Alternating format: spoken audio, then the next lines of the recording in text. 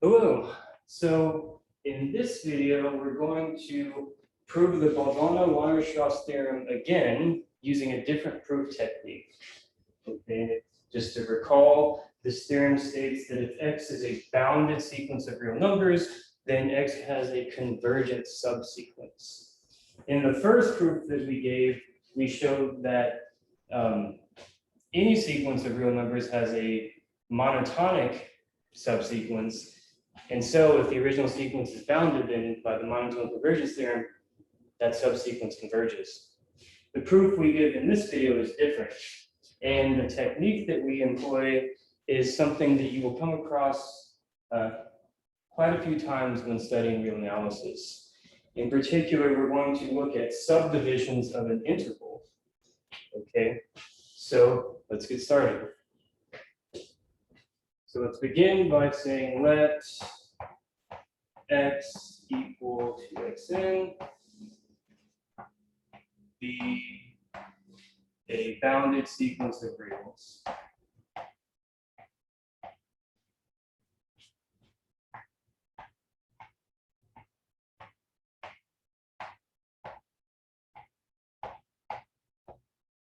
Okay. Now, recalling the definition of being bounded, a sequence is bounded if the absolute values of the terms is no more than some real number for all natural numbers n, which implies that the sequence of terms is contained in some interval.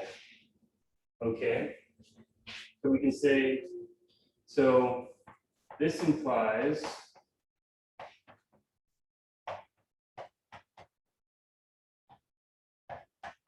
that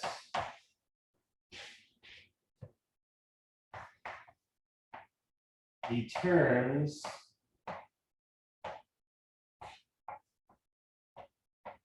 from x are contained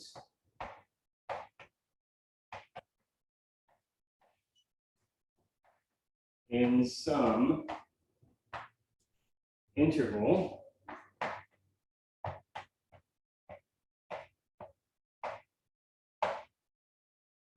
say the interval AB, closed interval.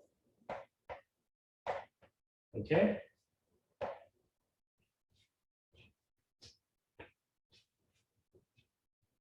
All right, so maybe I can start with a picture. It's always useful to draw pictures. I'll say here's A, right there. And then I'll say here's B. Okay? And then every bit of that sequence is contained in that closed interval. Okay? So next I'm going to say, next, let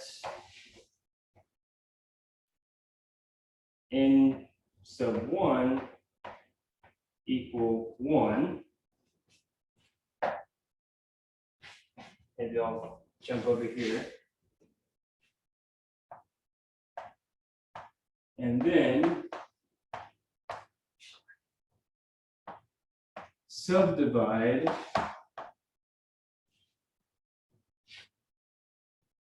I need some more notation. Next, let n1 be equal to 1.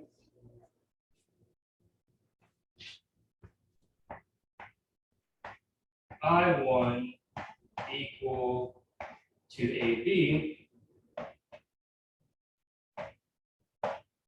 And then subdivide I1. So far, just to make the picture clear, so far, this is I1. And then we're going to subdivide I1 into two subintervals.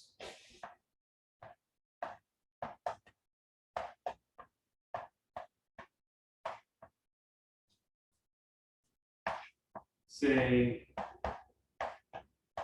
I1 prime and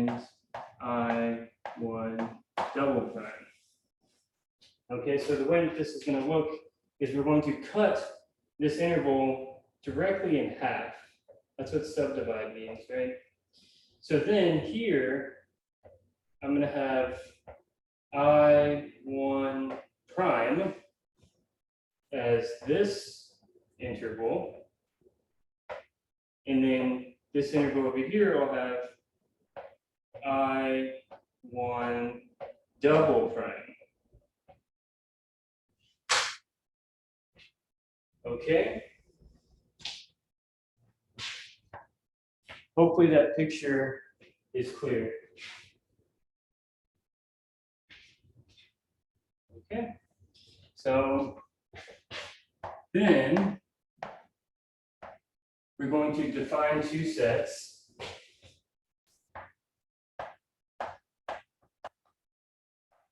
Say A1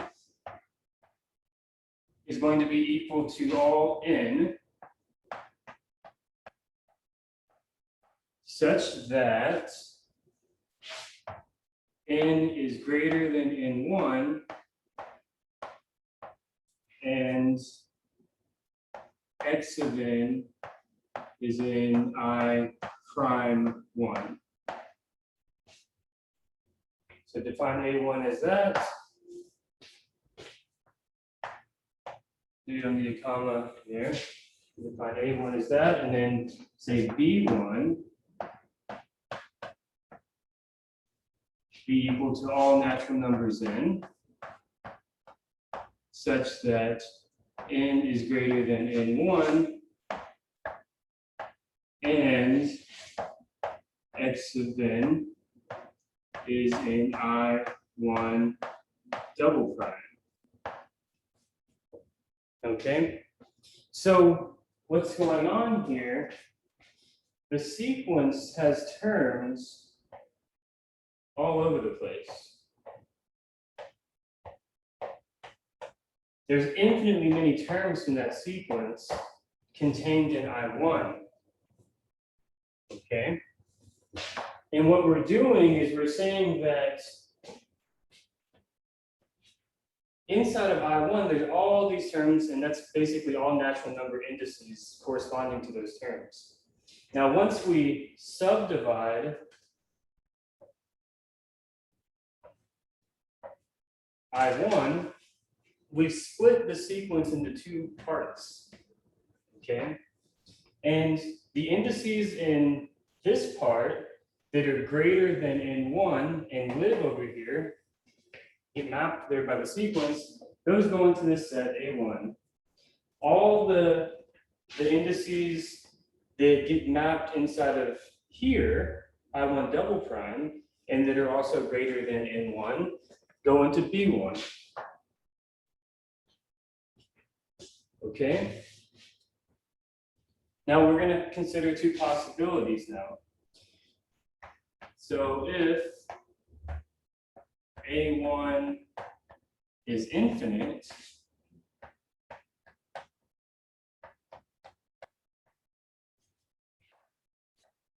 let I2 equal I1 prime, and choose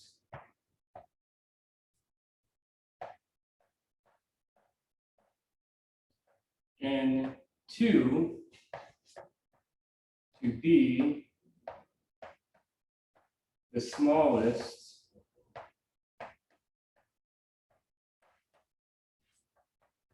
index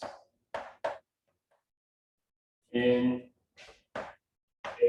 A1. Okay, so if there were infinitely many terms over here, right? That is some collection of numbers, right? So in the sequence, but in particular, there's indices that are mapped to all of those. So this is a set of natural numbers or real numbers that's bounded below by something. So by the completeness property of R, the infimum exists, which is just a natural number, or this might even be Yeah, I guess that would work. So there is some smallest term in there, right? And that smallest term according to index is that index is what we're going to choose to be in 2. Okay. But what if A1 is finite? If A1 is finite,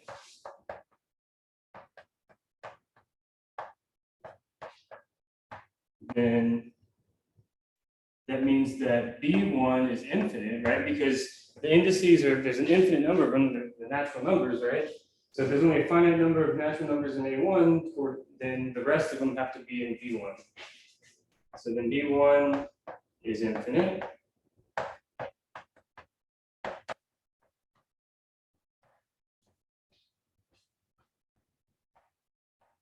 And we let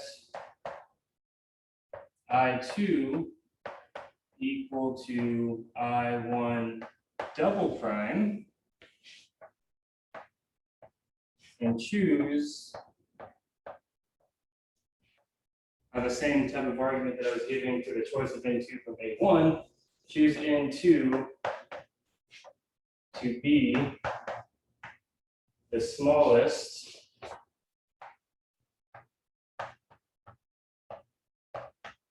index in B1.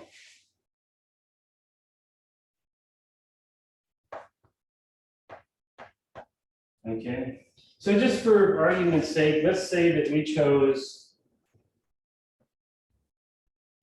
that interval to be I2. It's a 2. I2 is this one, right there. Okay.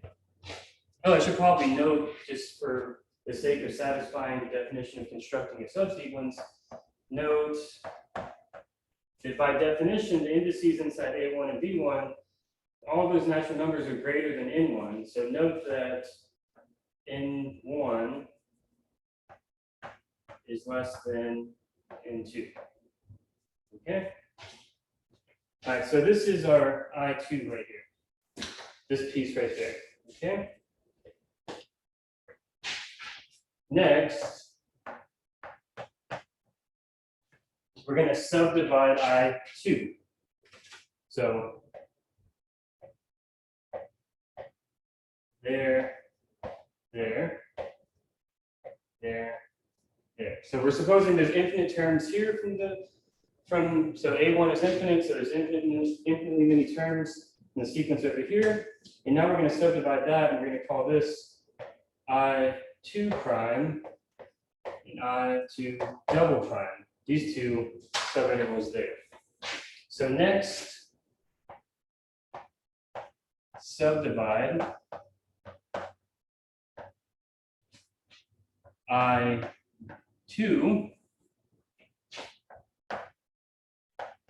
into 2 subintervals.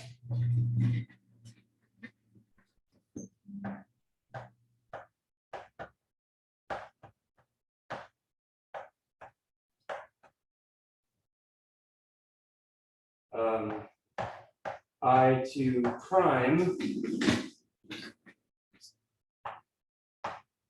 and I2 double prime.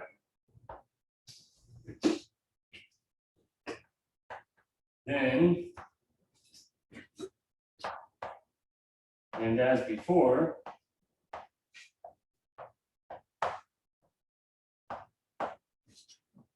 define these two index sets. And now we're doing those two index sets on I2 prime and I2 double prime. So A2 is equal to the set of all natural numbers, such that now n is greater than n2, and xn is an element of I2 prime.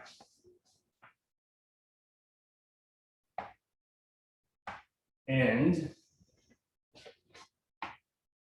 B2 equal to the set of all naturals such that n is greater than n2. And now xn is in I2 double prime.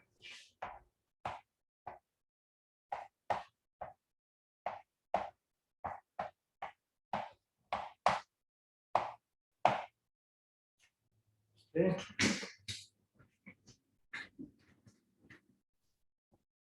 So again, we're going to consider the same thing now, right? If there's infinite number of terms in the sequence that have indices from A2 and here, we're going to choose in 2, no, not in 2, in 3 to be the smallest index in there.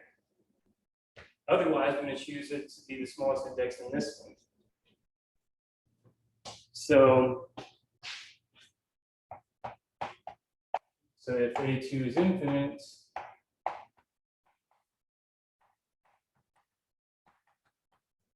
we're going to let I3 equal to I2 prime, and just to save space, in 3 equal to the infimum of A2. Otherwise, B2 is infinite.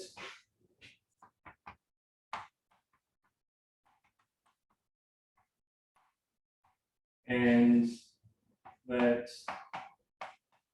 I3 equal to I2 double prime. And in 3 equal to the infimum of B2. Again, I'm writing infimum instead of writing it out because I'm running out of room. So suppose now, so we started with I1 and then this was I2, and then let's just suppose now this is I3. So let me just draw this picture again.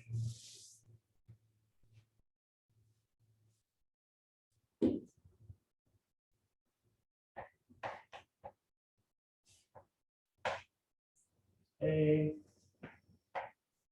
here's B. So here's I1. That's I1. We subdivided it. And then here is I2. That's the one we ended up picking. And then we subdivide it. And then here is I3. So that was when A2 was finite. So we picked the smallest index from over here, corresponding to the term from the sequence, subject to the index being greater than n2. Right? We're always picking indices that are greater than the previous index that we're always picking an index that is greater than the index that we previously chose. So then here's I3, and then we subdivide that, and then maybe this is I4 right here, and we subdivide that. What are we doing? We're making a sequence of nested intervals, right? So I'm just going to say by repeating this process, maybe,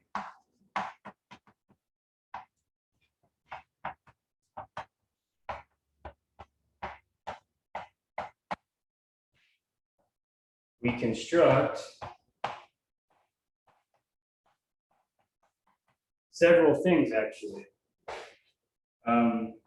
One, we construct n1 less than n2 less than n3 less than to 3. I can't read that. Less than dot dot dot less than nk less than, just keep on going forever. And since we're choosing in each step the interval that has infinitely many terms from the sequence, which also satisfies this condition in each step, we can do this forever. And then 2, we're also constructing these intervals where they're nested.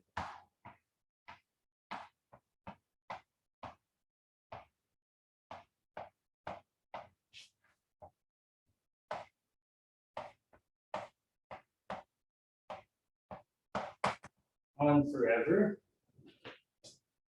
And is that all we're doing? Oh, we also, I need to put a caveat to this such that the length of these intervals, right? What are we doing at each step? We're dividing by 2. So what's the length of the original? So I1 has length b minus a. I2 has b minus a over 2 as its length. We just divided it in half. But then what's the length of I3? We divided I2 in half, so we divided that by 2. So then it'd be b minus a over 2 squared. But then I4, we divided that by half, so that would have length b minus a over 2 cubed. Such that, so this implies that each of these has a length. So such that IK has length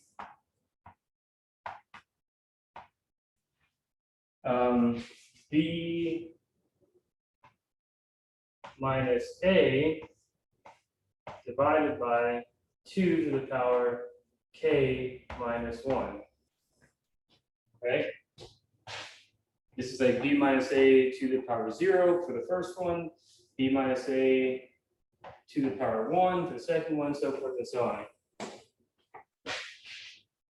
And okay, so we've got these intervals, and then also because these indices were chosen in such a way that they're increasing, and the sequence with that index belongs there, the sequence with that index belongs there, we also have constructed a subsequence in a very special way. I'll call it x prime equal to x in so k, okay, as a subsequence of x. And we're guaranteed it's a subsequence because the indices are in increasing order.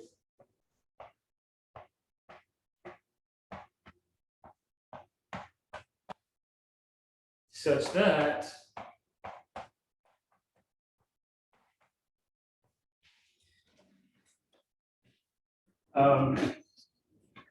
x n sub k is an element of the interval I sub k for all natural numbers k.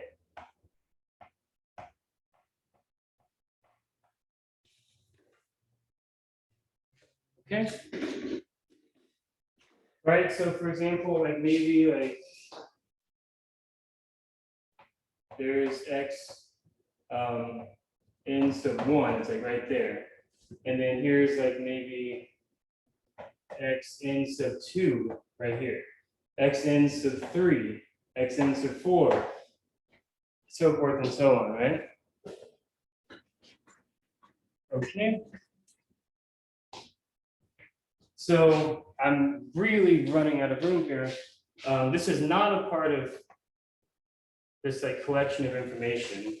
I really would normally start right in there, but I'm gonna have to start here. We have a nested sequence of closed intervals on the real number line, which means that there is a unique element common to their intersection, or common to all of them. So by the nested intervals property,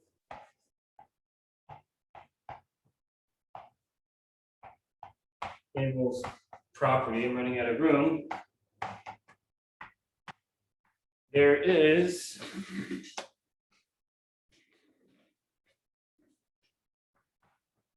some real number eta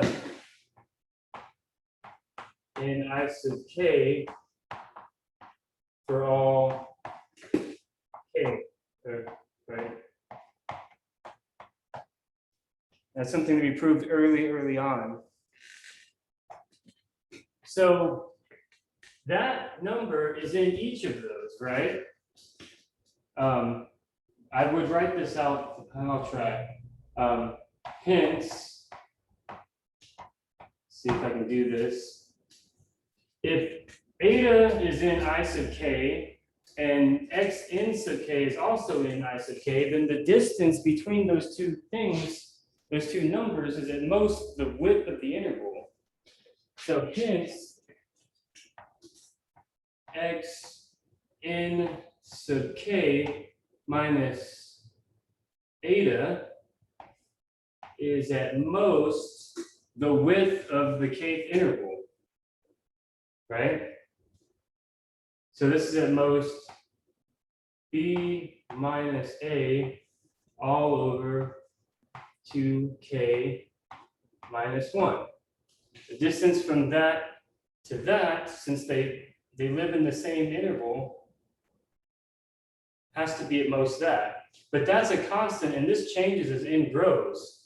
And how does that change? It changes according to this k right here, right? As k gets bigger and bigger and bigger, what's happening to this right-hand side? It's going to 0. So if this is going to 0 and that's the distance from there to there, we're done.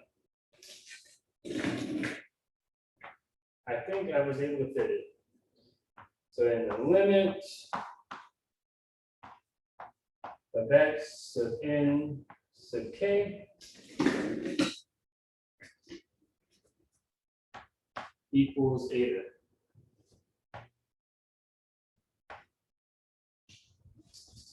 Okay. As k gets larger, also you have to remember, I didn't write this, but you have to remember that since these are increasing, the indices are increasing natural numbers, we know that, so the proof is basically done, but you need to recall that k is less than or equal to n sub k. You have to remember that k is less than or equal to n sub k. So if k is really big, this index grows, that is converging to that. That's why we can write this limit and say that the proof is complete. Okay, so that's the proof, the second proof of the Bolzano-Weierstrass theorem. And what I want you to take away from it, other than this is a really important fact for theorem, is this idea of subdividing intervals and making use of this nested interval property, which states that there is a number that's unique to their intersections. Okay. So I think that I'm going to stop the recording there. Thank you for watching.